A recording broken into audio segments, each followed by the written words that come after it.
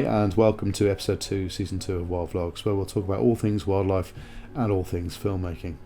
To start today, I'm going to take you about as short a distance as possible from where I'm sitting right now to encounter our first piece of wildlife. I'm going to take you straight out into my backyard, and that's an asphalted affair with a garden fence to one side and a couple of walls, and really to look at it you would think it would be devoid of all wildlife, but actually out there in that yard holds a spectacle for me, a wonder for me that every spring and summer I'm desperate to go out and try and film. Do you know what? For the last few years I just haven't done it. I don't know why. Other things have got in the way.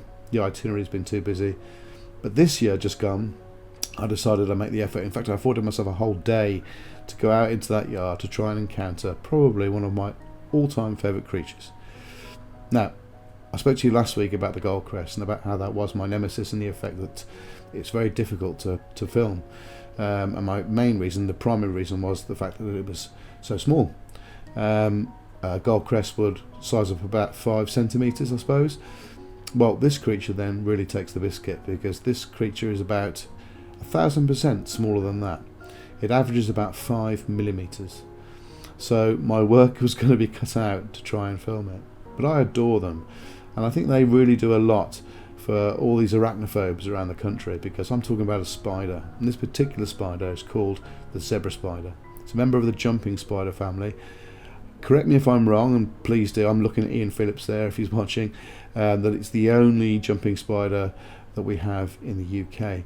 I know it predominates around Northern Europe, and I know also that the States have their own little version of it, but little is the word, 5 millimetres, but it's so full of character, has these huge eyes, massive 2 frontal eyes, because this creature lives, this spider lives by its eyesight alone, really. I mean, it's a predator, and it doesn't spin a web. It's not like an orb-weaving spider.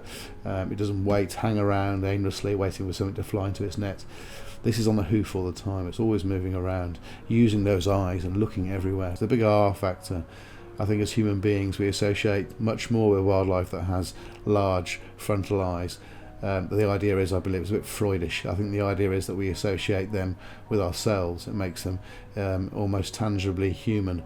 I go with owls. Owls is always a huge favourite with people, and a lot of people consider that because of these 2 forward-facing eyes, 2 large forward-facing eyes. It touches a nerve with us. Maybe it's something to do with infancy, I'm not sure. But this spider has them also, so I think it's got a rather large R factor to it. The zebra spiders are everywhere. You will have zebra spiders, I assure you. Certainly within this Northern European zone, and as I've mentioned, also in the States. Look on windowsills, look on walls. I've got a wrought iron gate out there, and they tend to predominate around that. So this year I decided to get out and make an effort. I headed out into the backyard. I always tend to give myself a good 15 minutes there to try and acclimatise. And that sounds quite stupid because I know my backyard, but I mean acclimatise myself to try and spot these little guys. It can be a very confusing period if you're just scanning everywhere and not really taking your time to notice any smaller movements. It is difficult to find them, but once you do find them, and once you realise their manner, the way they move, and the kind of things they associate themselves with, then you'll pick them up pretty quickly. And day in, day out, if you go looking for them, you'll realise what you need to be looking for. It took all of those 15 minutes for me to find my zebra spider, but I knew he'd be there, so there was a level of optimism. And when he turned up, sure enough, he was on the brick wall. He was scouting around, as they do, as a predator on the hoof. In fact, the wonderful thing with these spiders, and if you ever do find one, please do try this, is if you get close enough for them to see you, they will focus on you. And whilst their focus is held on you, try moving your head a little bit from left to right, and you'll see that the spider tracks you all the way, backwards and forwards, backwards and forwards. That makes them even more appealing if they weren't appealing enough. This little guy, though, decided to go for a wander around the corner of the wall.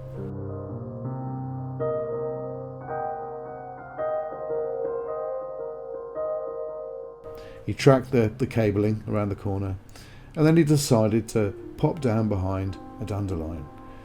Now, in my naivety about these spiders, I didn't ever think of them on vegetation. Sure enough, they're South American cousins, and you do find many varieties of jumping spiders in the South American rainforests.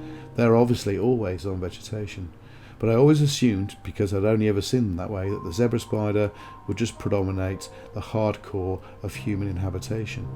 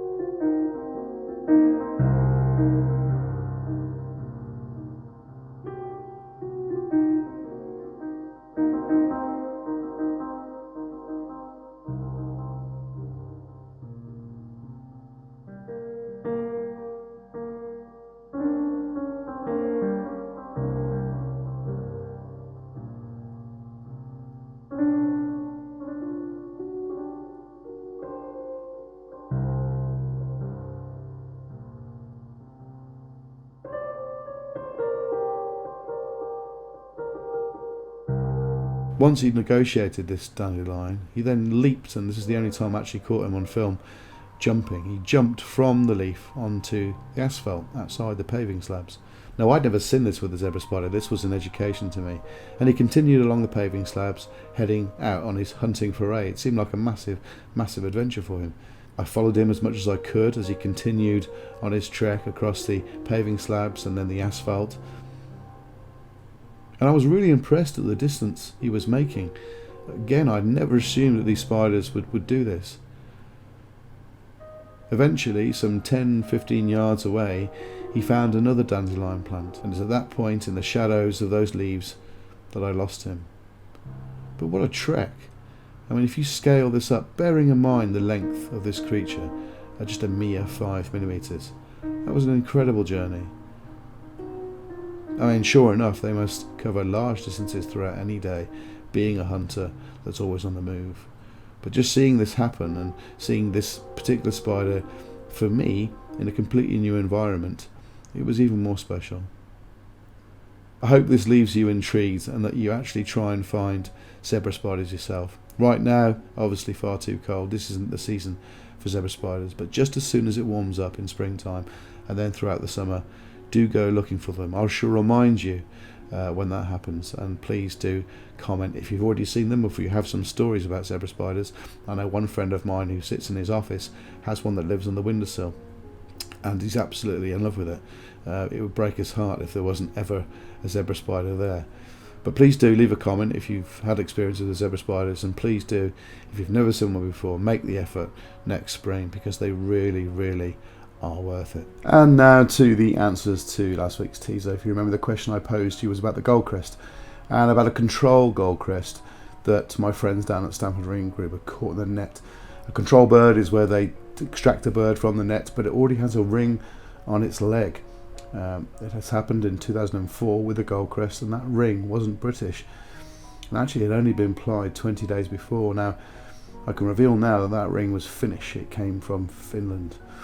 The question I asked you was, how many miles or kilometres do you think that little goldcrest had flown during those 20 days from the foreign country, which you now know is Finland, to Stanford Reservoir, to the shores of Stanford Reservoir in Northamptonshire? I had a few answers. Forgive me for looking down, because I need to look at my crib sheet to read them off. So Ian Phillips said 1,400 miles. Jackie Tudor, oh, by the way, thanks to everybody for contributing, for leaving your answers. Brilliant. Ian Phillips, 1,400 miles. Jackie Tudor, also 1,400 miles. Matthew Patton, 1,250 miles. Andy of Hull, 40 miles. Mandy Bakewell, though, you're the winner. You come up with 842 miles. So to get the exact data on this bird, let's go to the Stanford Ring Group website. So if we hit the control page, this is the control page. Remind you again, controls of birds caught at Stanford that already have a ring on the leg.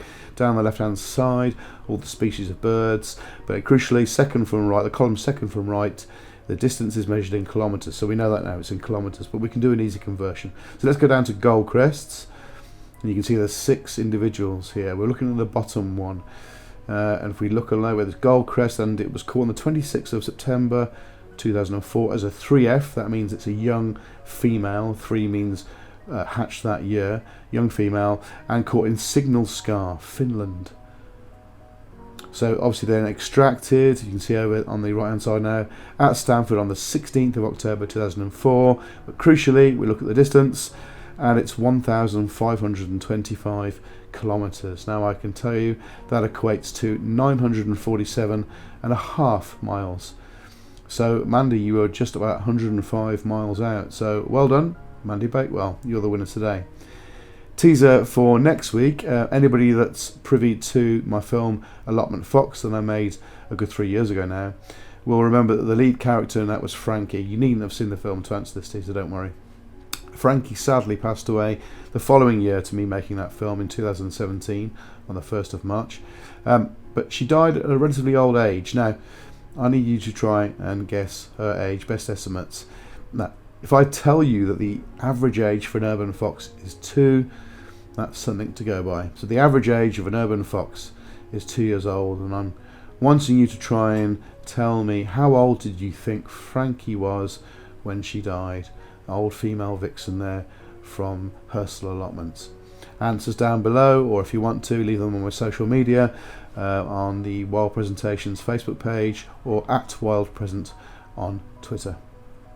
That's the end of today's vlog. Thank you guys for watching. If you did like the vlog, please do give me the thumbs up, and if you haven't already, please do consider subscribing and then hitting that notifications bell. But for this week, until next, goodbye.